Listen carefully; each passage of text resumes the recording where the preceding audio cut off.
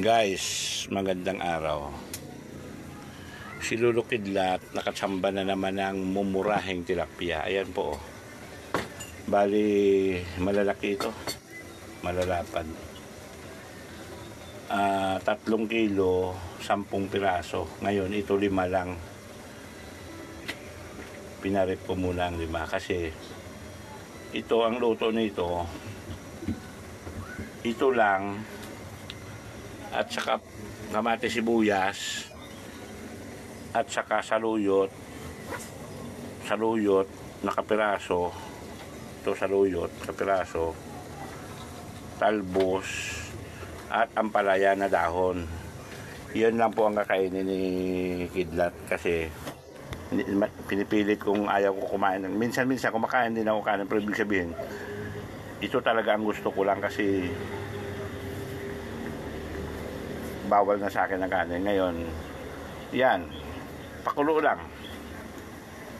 Yan, 5 piraso, agahan, tanghalian, hapunan ko na ito. Plus gulay na pagkadami-dami galing sa bundok kasi ang gulay dito pagkamahal-mahal na.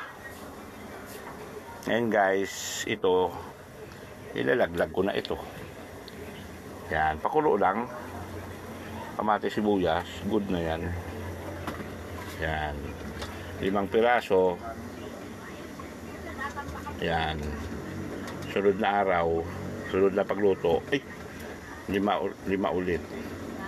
Kaya bumili ako ng sarili kong rep kasi yung laman nun mga repolyo. Yan. Yun lang. Yun lang siya. Tapos pakulo lang po. Pakulo. Pakuluan lang. Tapos itong gulay, ganun. Simpleng luto lang. Walang tawag dito walang mantika. Sasayang ako. Yan. Pwede din mo sasayang ang kakainin mo. Oh. Iyan. Kasi para kahit paano mawala yung mabuwas-buwasan yung kuwan ko. Para mabuwas-buwasan ito.